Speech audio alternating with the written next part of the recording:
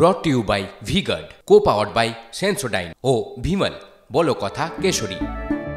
Associate sponsor UltraTech cement. Dilip ঘোষের কাঠি মন্তব্যের পর বঙ্গ বিজেপিতে তোলপাড় পড়ে গেছে। ভোটে হেরে কেন্দ্র বদল নিয়ে বিস্ফোরক দিলীপ ঘোষ, পাল্টা সুকান্ত মজুমদারও চুপ নেই। অন্তর্ঘাতের অভিযোগ উড়িয়েছেন বিজেপির রাজ্য সভাপতি।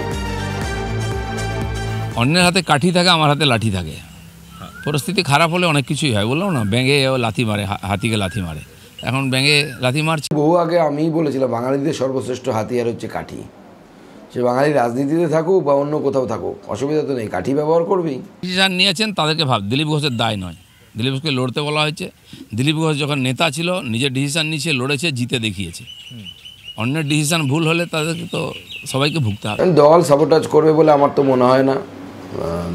দিলীপদার সিট চেঞ্জ করা হয়েছিল, সেই জন্য হয়তো ওনার অসুবিধা হয়েছে। আমরা আশা করেছিলাম যে দিলীপদা খুব সহজেই নতুন সিট থেকে জিতে যাবেন, কিন্তু দুর্ভাগ্যবশত উনি জিততে পারেননি। আমাকে কেউ বলেন আমার নাম ঘোষণা হয়েছে, আমি পরের দিন চলে যাই, আমি জিজ্ঞেস করিনি।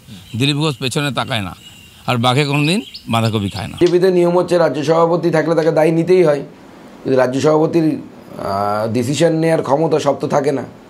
রাজ্য সভাপতিকে সবার সাথে আলোচনা করে ডিসিশন নিতে হয়, সিদ্ধান্ত নিতে হয়। দায় আমিই নেব, আমাকেই নিতে হবে, কেউ তো দায়িত্ব নেবে না। দায় নেওয়ার বেলা সুকান্ত মজুমদার আছে, সুকান্ত মজুমদার ভয় পায় না দায় নিতে। তন্ময় প্রামাণিক আমাদের সঙ্গে রয়েছেন, আমাদের সহকর্মী। তন্ময়, সুকান্ত মজুমদারের কথা দিয়েই শুরু করি। শেষ কথাটা নোটিস করলে তুমি, যে রাজ্য সভাপতি এককভাবে কোনো সিদ্ধান্ত নেয় না, সকলের সঙ্গে কথা বলে সিদ্ধান্ত নিতে হয়, যদিও দায় স্বীকার করেছেন সুকান্ত বাবু। তন্ময়, দেখো, একদম বলা চলে ঘরে আগুন লেগে যায় যাকে বলে, এবং সেই আগুনটা কিন্তু কোনো সূত্র মারফত যেটা আমরা বলি যে প্রকাশ অনেক সময় আমরা বলতে পারি না, নাম বলতে পারি না নেতাদের। এখানে সূত্র মারফত রয়ে, এখানে দুই নেতার বক্তব্যই আমরা পকেট করে দেখালাম কে কি বলছেন। পরিষ্কার দিলীপ ঘোষ বললেন বাঘে বাঁধাকপি খায় না, আর বলেছেন নাম ঘোষণার পরদিনই দলের নির্দেশ আমাকে শোনার জন্য ওয়েট করতেন, আমি নিজেই চলে গেছি বর্ধমান। এখানে অনেকগুলো ক্ষেত্রে বিজেপির অভ্যন্তরে বলা হচ্ছে বা ইঙ্গিত দেওয়া হচ্ছে, যেটা স্পষ্ট হচ্ছে কেউ একজন বা দুজন এই 42টা কেন্দ্রের প্রার্থী ঠিক করার ক্ষেত্রে দায় এবং দায়িত্ব দুটোই নিয়েছিলেন। সেখানে কেউ এককভাবে বা দুজনকে নিয়ে করেছেন, বাকিদের মতামত শোনা হয়নি, এমন ইঙ্গিত দিলীপ ঘোষও করে দিয়েছেন।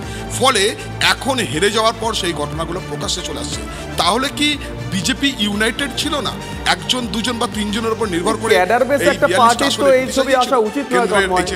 সরকার করার পর। আরেকবার বলো। বলছি, রেজিমেন্টের একটি দল, নেতা ভিত্তিক দল নয়, তাদের তো এরকম ছবি হওয়া উচিত নয়। দেখো, ছবিটা হয়েছে এই কারণেই, দিলীপ ঘোষের মতো হেভিওয়েট তিনি যদি মেদিনীপুরে থাকতেন তাহলে মেদিনীপুরের ফলাফল কি হতো সেটা আমরা এখনই বলতে পারছি না, কারণ তার তৈরি করা জায়গা।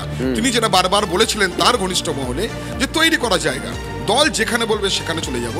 বর্ধমানে পাঠানো হলো, আবার এখানে দেখো আলুওয়ালিয়া, যাকে 5 বছর বর্ধমান দুর্গাপুরের মানুষ দেখেননি কার্যত, তাকে আবার ভোটে দাঁড় করানো হলো। কোথায় নিয়ে যাওয়া হলো? আসানসোলে আবার যখন প্রচার চলছিল বিজেপির তরফ থেকে যে শত্রুঘ্ন সিনহাকে কেন ভোট দেবেন, উনি তো এর আগে বাই ইলেকশনে জিতেছিলেন, আসেননি। আবার সেই একই জিনিস, সেই ফাঁদে পা দিল বিজেপি। কার সিদ্ধান্ত সেটা এখন বিজেপি জানে, কিন্তু এখানে দিলীপ ঘোষ যে ইঙ্গিত করছেন, বা প্রকারান্তরে সুকান্ত মজুমদার যে কথা বললেন যে তিনি একা এই দায়, মানে একা এই সিদ্ধান্ত নেননি, তাহলে আরও কেউ ছিল, দায় তাদেরকে নিতে হবে। বলা চলে প্রার্থী সিলেকশনের ক্ষেত্রে, কেন্দ্র নির্বাচনের ক্ষেত্রে, এবং অনেক দেরিতে প্রার্থী ঘোষণা করা হয়েছে, তাহলে কি প্রার্থী পাওয়া যাচ্ছিল না? এবং যেখানে এমন প্রার্থী দেওয়া হয়েছে যাদেরকে মানুষ চেনে না, বিজেপির কর্মীরা ম্যাক্সিমাম জন চেনেন না, সেটা আমরা দেখেছি বীরভূমের ক্ষেত্রে হয়েছে।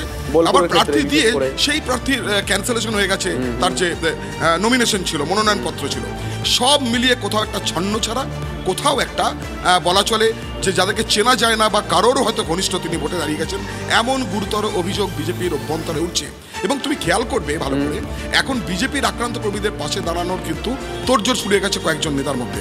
এবং দিলীপ ঘোষ বলেই দিচ্ছেন তিনি মূর্ধন লেনে যাচ্ছেন পার্টি অফিসে, তিনি আক্রান্ত কর্মীদের সঙ্গে দেখা করবেন। আবার সুকান্ত মজুমদারও বলেছেন কোথাও কিন্তু বিজেপির অভ্যন্তরেই দায় ঠেলাঠেলি, রেশারেশি, একে অপরকে দোষারোপ, এবং আস্তে আস্তে বলা চলে পেঁয়াজের খোসা ছাড়ানোর মতো সেই বিষয়গুলো ক্রমশ প্রকাশ্যে চলে আসছে। ফলে যারা আছেন, কেন্দ্রীয় নেতৃত্ব যারা আছেন, তারাও নিশ্চয়ই তন্ময় দেখছেন বিষয়টা, দেখতে পাচ্ছেন এমন তো নয়। হয়তো তারা এখন ব্যস্ত আছেন কেন্দ্রের সরকার গঠন নিয়ে।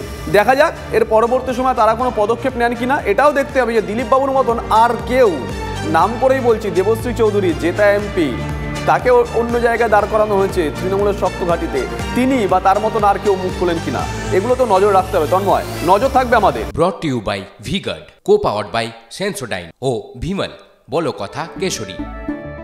Associate sponsor UltraTech cement.